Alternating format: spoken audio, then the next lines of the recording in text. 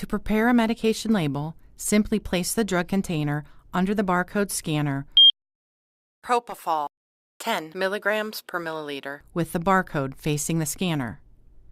The ideal position is to place the vial low, directly over the target surface. When the barcode scanner reads the barcode, the scanner will beep. SLS will then audibly state and visually display the drug name and concentration. While the label is printing, fill the syringe with the drug in the usual fashion. Typically, by the time you have prepared the syringe, the label will be printed. SLS labels are ideal for use on 5 ml and larger syringes. For small syringes, such as 1 ml or 3 ml, flagging or tinning can be used to apply the label. This allows the volume gradations to be seen. The printed labels are color-coded based on the American Society of Anesthesiologists color guidelines and contain all elements required by the Joint Commission, including drug name, concentration, time and date of preparation, time and date of expiration, and the preparer's initials. A variety of other messages can be added, such as warning messages about the drug, including paralyzing agents, anticoagulant, and preservative-free where appropriate. Diluents can be included on the label as required. To accommodate dilutions, the label will show that the medication has been diluted and the diluent and new concentration is clearly visible on the label. If your facility uses an anesthesiology information management system or other electronic medical record, one can easily import drug content and concentration and verify expiration information into the electronic record by simply scanning the 2D barcode on the syringe, then record the dose being administered to the patient. SLS closes the loop at preparation and administration using machine-readable barcode technology to minimize human error. To review, the process of preparing a single drug includes 3 steps. 1. Scan the drug vial. 2. Prepare the syringe while the label prints. And 3. Apply the printed label to the syringe.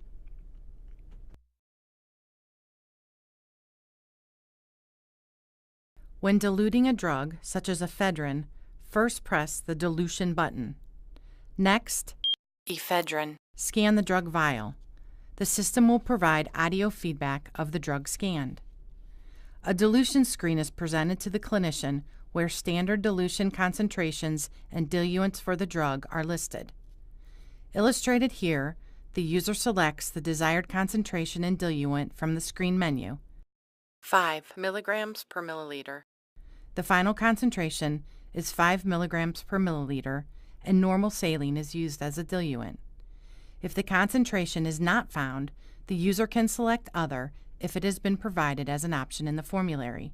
Visual and audible feedback is presented on the SLS. The new label is clearly marked as a dilution. The label will show that the medication has been diluted, and the diluent and new concentration is clearly visible on the label in accordance with the Joint Commission guidelines. Whether or not a drug can be diluted using SLS is determined by the formulary.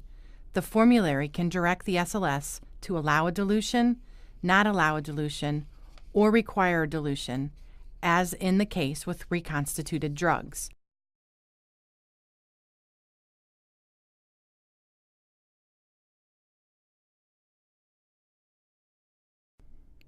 In some cases, facilities must compound their own IV bags. If you need to prepare an IV bag, gentamicin, follow the same procedure as we use to dilute a drug, 80 milligrams, except use an IV bag with the diluent already in it instead of a vial of diluent. For example, the SLS prints a label for gentamicin with concentration identified as 80 milligrams per milliliter, and the diluent is normal saline.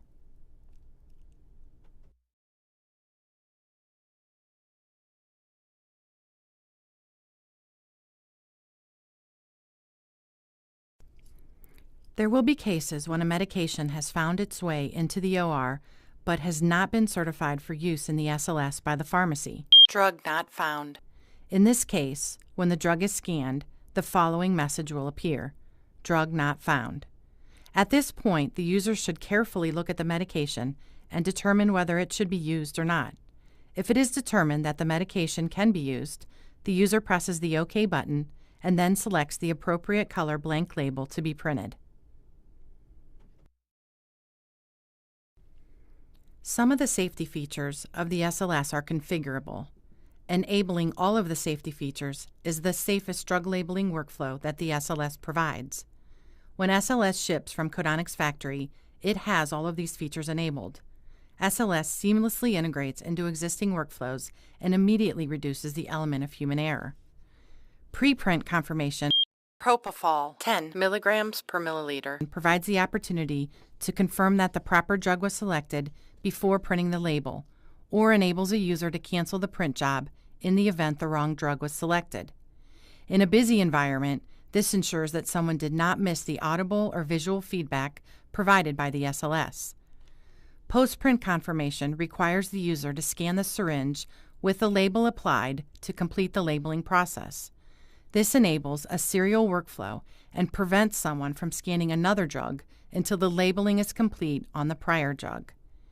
In addition, the pharmacy can take advantage of the management software's sophisticated features to identify drugs that have been recalled, drugs that have expired, or drugs identified for any reason by the pharmacy as a drug not to be used. It is common in the perioperative environment to need to label invasive monitor lines, such as arterial lines, central venous lines, pulmonary artery catheters, intracranial pressure monitors, and other devices. These labels can be easily produced using the SLS by pressing the Lines Label button. Additional labels can be added and customized as required. For the general IV line that is placed on the IV insertion site and tubing and catheter lines, labels can be printed by pressing the IV Label button. By default, there are 7 different colored labels provided, one to represent each day of the week. Also by default, the system prints 2 labels for the colored labels in the IV tab, one for the catheter and one for the line itself. Patient labels are provided for a variety of labeling needs within the OR, such as patient charts, pathology specimens, anesthesia records, narcotic log sheets, and the surgeon's chart. These can be accessed by pressing the Patient Label button. Additionally, the user can select to include the patient ID on the label. By default, SLS is configured to print 2 patient labels when these labels are selected.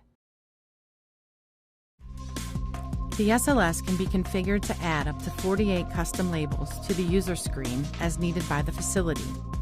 This could include oxygen and heparin lines and expiration date labels for multi-use vials.